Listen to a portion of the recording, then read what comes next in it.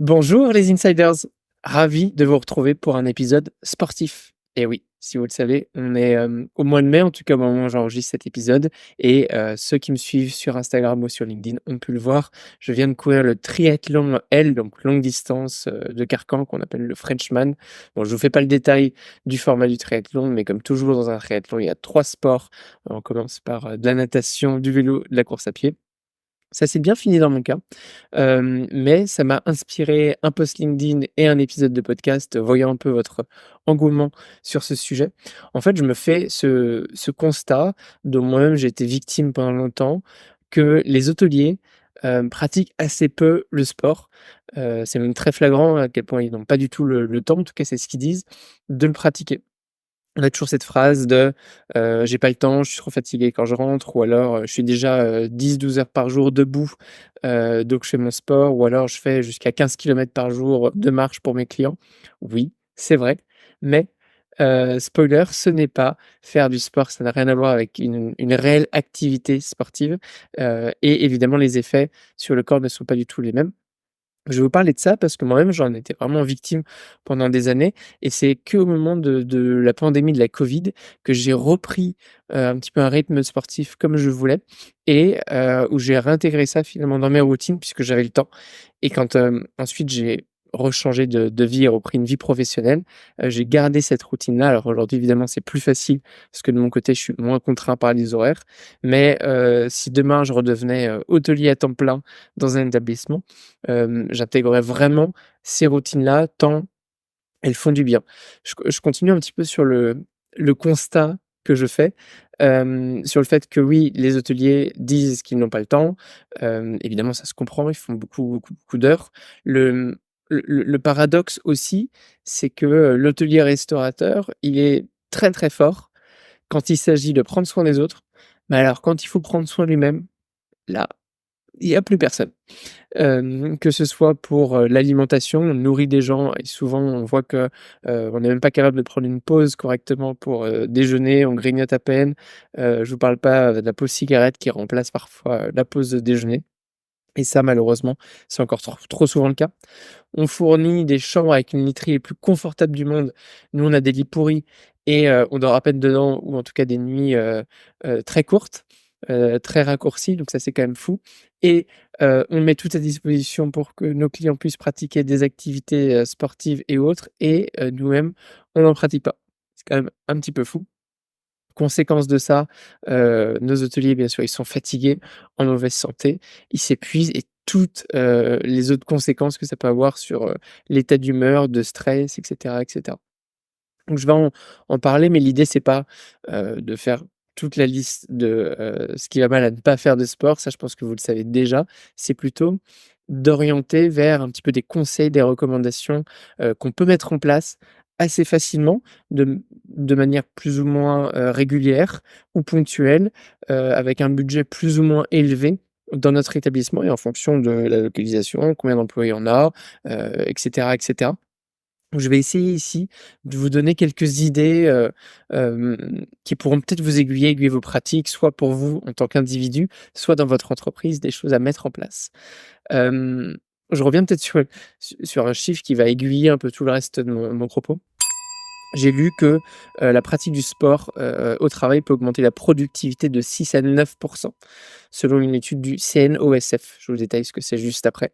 Mais au cas où vous soyez, DRH, directeur d'établissement et pas encore convaincu, oui, c'est un investissement rentable avec un vrai retour sur investissement que mettre en place du sport, des activités physiques dans l'entreprise puisque ça augmente la productivité et ça réduit jusqu'à près de 60 l'absentéisme dans les entreprises. Toutes entreprises confondues bien sûr, on ne parle pas ici, d'hôtellerie.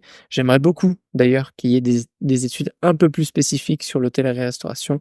J'en ai pas trouvé, c'est assez générique, général, ce que j'ai pu, identifier et ça m'aide moi ça m'aiderait beaucoup et je pense que ça permettrait, d'appuyer ce que je suis en train de dire et de mettre en place des pratiques, de convaincre encore plus largement des hôteliers si on avait, ce genre d'études. Donc si dans votre réseau, vous connaissez des personnes qui pratiquent ce type d'études, Statista, INSEE et autres, mettez-moi en relation et je promets de pousser dans ce sens-là.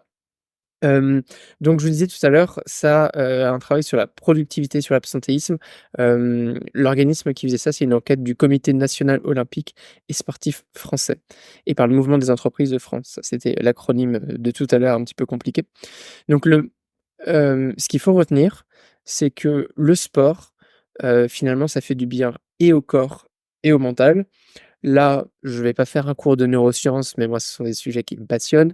Quand vous pratiquez du sport, même 20-30 minutes, vous avez votre corps qui sécrète de l'endorphine, qui réduit, votre niveau de stress, donc ça c'est extrêmement bénéfique, même très rapidement et il y a d'autres études d'ailleurs, là c'est Futura Santé, je les lis en même temps pour être sûr de bien les citer, qui nous dit que le sport est un anti-stress à raison de seulement 30 minutes par jour. Et quand on dit sport, tout de suite, vous allez me dire: «Oui, mais moi, le triathlon, j'ai pas le temps de pratiquer». Je comprends, très franchement, je vous soutiens là-dedans, c'est très, très long. En revanche, on peut faire de la marche. Ça peut être ne serait-ce que faire de la marche pour aller au travail et pas de la marche où on piétine au boulot, mais une vraie marche un petit peu intensive, cadencée. Si on vit dans une ville avec des dénivelés, des escaliers, pourquoi pas s'amuser à les monter, descendre. Il y a plein de choses à faire. On peut aussi intégrer, les étages. Je me souviens quand j'habitais dans mon appartement parisien, 4 étages sans ascenseur. Bon, bah, quand vous avez oublié, d'aller, chercher du pain, vous avez un petit peu la flemme, bah, au contraire, faites-le. Oubliez le pain 3 fois dans la journée, vous allez voir que vous allez, largement monter le nombre d'étages minimum pour le maintien de votre santé. Donc il y a plein de choses, à faire qui vont permettre, voilà, de réduire les risques de maladie, augmenter la productivité, la performance. Hem Et une petite dernière étude, allez, pour la route. Cette fois-ci, c'est Goodwill Management qui a fait cette étude en 2015, qui nous dit que le sport offre à l'entreprise un gain de 5 à 7 sur son budget annuel sur les dépenses de santé. Et oui, puisque diminuez les dépenses, en fait, quand vous augmentez, bah, la santé de vos collaborateurs. Ils sont, plus présents, moins malades, et donc vous diminuez vos dépenses de ce côté-ci et vous avez en plus des collaborateurs plus productifs. Quand on commence à lire les choses à travers ce prisme, tout change et là, on peut mettre en place des actions qui peut-être il y a quelques minutes vous auraient paru coûteuses, qui d'un coup ne vont, heu, pas vous paraître, bah, si inaccessibles que ça. Je vous en donne quelques-unes, et en même temps d'autres intérêts. Alors déjà au niveau des pratiques. Un petit peu la baseline, la base pour tous, ce serait juste d'encourager. Que le sport dans l'entreprise, ce soit quelque chose d'encouragé et de valorisé. Moi, je me souviens quand je travaillais, dans un de mes derniers hôtels, on me regardait comme un ovni. «Ah mais pourquoi tu t'entraînes autant? Mais quel intérêt?» C'était pas du tout encouragé, c'était presque un peu moqué, de: «Oui, mais c'est pas ton métier». Alors qu'au contraire, je pense qu'on devrait pousser, les gens qui font du sport, ça met une dynamique, on voit bien qu'en plus ils sont en forme, qu'il y a une hygiène de vie autour de ça. Donc vraiment l'inscrire un peu dans notre culture d'entreprise, de dire: «Bah, nous, chez nous, on aime les gens, sportifs». Encore une fois, on parle pas de sportifs de haut niveau ici, ça pourrait avoir des semi-pros dans l'entreprise, hein, ça existe, aussi chez les hôteliers d'ailleurs. Des gens qui pratiquent à des très, très hauts niveaux, course à pied, trail, autres activités, je parle de celles que je connais le mieux bien sûr. Hem, mais en tout cas, pousser nos collaborateurs à, pratiquer au maximum. L'autre point, c'est les encourager, pourquoi pas mettre un cadre pour qu'ils puissent pratiquer tous ensemble. Footing de groupe, le matin avant de commencer le service, entre midi et 2 si on a bien sûr une douche et un vestiaire.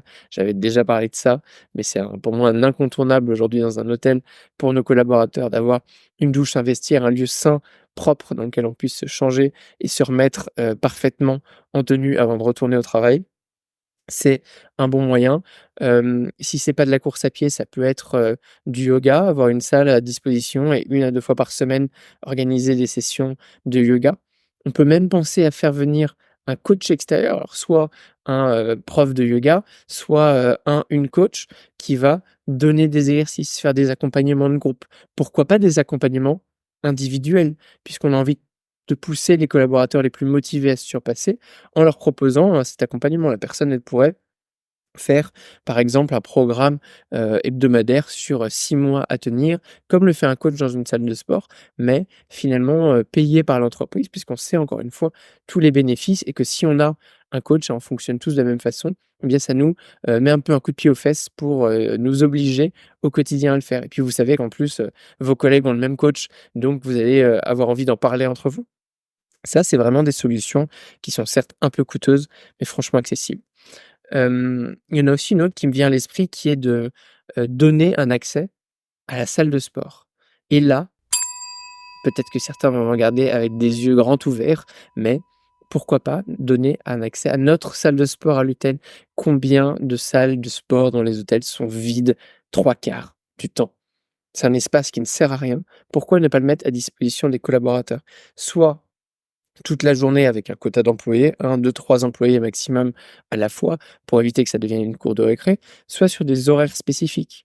Je suis un hôtel business, concrètement, de 8h30 le matin jusqu'à 18h, je sais que mon établissement il est vide, ma salle de sport elle est vide, eh bien, je la donne en libre accès à mes employés pour qu'ils puissent faire du sport sur place, ou quand ils ont une pause, ou quand ils ont une coupure, etc., etc. Ça, c'est une bonne solution. Il y a aussi, si on n'a pas de salle de sport chez nous ou qu'on ne veut pas la mettre à disposition, avoir une salle de sport partenaire. Il y a dans toutes les villes de France des salles de sport qui sont à moins de 10 minutes à pied de votre hôtel, très probablement. Faites un benchmark, regardez, appelez-les et dites-leur que chez vous, vous avez 30, 40, 200 collaborateurs et que vous aimeriez avoir un tarif négocié, que vous pourriez offrir à vos collaborateurs, qu'ils paieraient eux ou si vous voulez aller encore plus loin, que vous payez vous ou en partie. Et ça peut rentrer dans des packages qu'on va, offrir à nos collaborateurs, vraiment des bénéfices très intéressants. Parenthèse, ça peut aussi s'offrir aux clients quand on n'a pas de salle de sport, d'avoir cette option-là. Je l'ai mis en place dans un dernier établissement, et ça fonctionne très, très bien.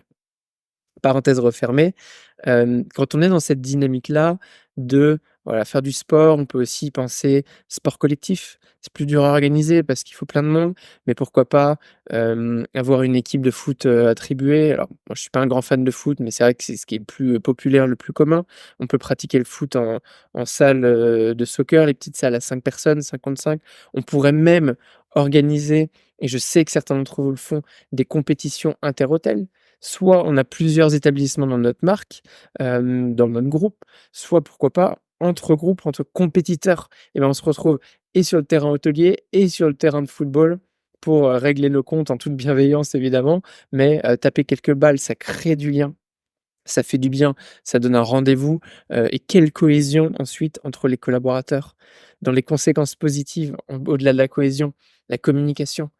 Le manager ou le collègue à qui j'arrive pas à parler en temps normal parce qu'on est toujours en tension, on est en opposition, eh bien, quand on se fait quelques passes de foot, quand on a fait une séance de sport ensemble, un footing ou quoi que ce soit, c'est tellement plus facile de se parler ensuite.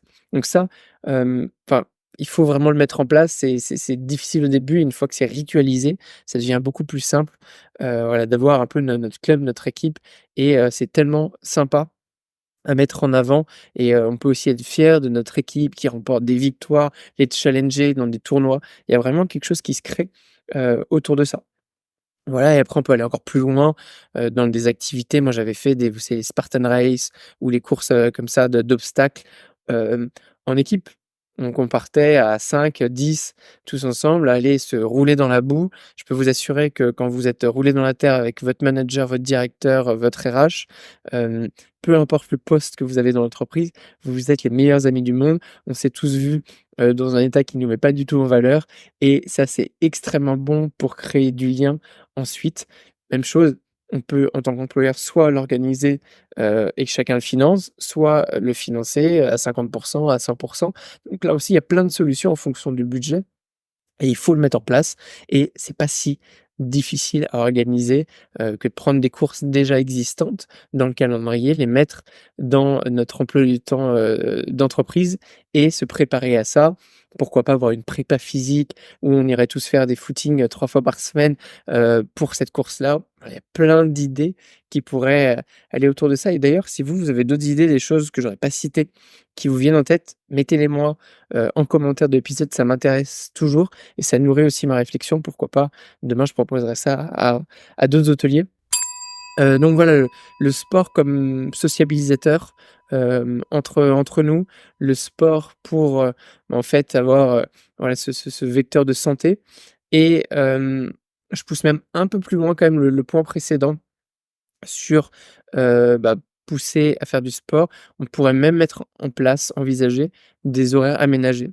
De la même manière que parfois on aménage des horaires parce que il faut qu'un tel aille chercher ses enfants à l'école, et bien, on pourrait avoir des horaires aménagés par rapport au sport. Je vous le disais, il y a dans des établissements des personnes qui sont des semi-professionnels, des amateurs à très haut niveau qui ont besoin de beaucoup s'entraîner parfois à des horaires fixes. Moi, combien de fois j'ai dû sucrer la séance de natation parce que c'est la seule qui est vraiment contrainte en termes d'heures avec un entraînement et un entraîneur, parce que j'avais, besoin d'aller au enfin, je devais aller au travail. Si on m'avait décalé ne serait-ce que d'une demi heure ou 1 heure le matin ou le soir, peut-être que ça m'aurait permis d'aménager ou mettre un creux dans mon emploi du temps quand la séance, elle est de 16 à 17h30, admettons.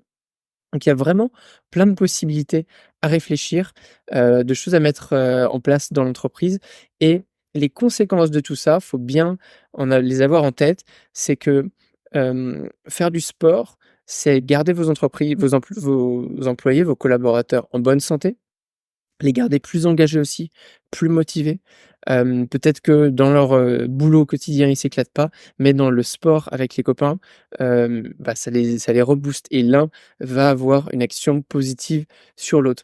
Ça va permettre de créer une meilleure communication, plus positive entre tous. Essayer de casser aussi ces trucs de par département, par silo qu'on voit très souvent. En fait, quand on est sur un terrain de foot, il y a plus de, technique, RH, opérationnel. On est tous sur le terrain et on a tous besoin de collaborer pour marquer des buts et ne pas en prendre. Hem et d'un point de vue RH employeur, je trouve que ça a un vrai impact sur la marque employeur. J'ai déjà parlé des nouvelles générations Z notamment, qui sont très sensibles à ça, qui ont besoin qu'on leur organise des activités. Et bien chez nous, dans notre établissement, quand vous venez, vous savez que vous pouvez aussi intégrer, le club de sport, de l'établissement. Vous pouvez aussi faire des, activités sportives avant même que vous rentriez dans l'hôtel. Eh bien, on vous fait une séance, de sport, course à pied ou yoga, un matin avec d'autres collègues, et vous allez faire connaissance comme ça. Ouais, ça casse complètement des barrières, ça favorise la marque employeur, donc finalement, c'est tout bénéfice de ce côté-là, et vous serez d'autant plus désirable auprès de les collaborateurs, existants et les candidats potentiels. Les uns vont parler aux autres, et encore une fois, tout ça amène une dynamique la plus positive. Si vous ne l'étiez pas, j'espère que vous êtes convaincus par tous mes arguments. Dites-moi ce que vous allez mettre en place dans vos établissements, et de mon côté, il faut que je vous laisse parce que j'ai une séance de sport.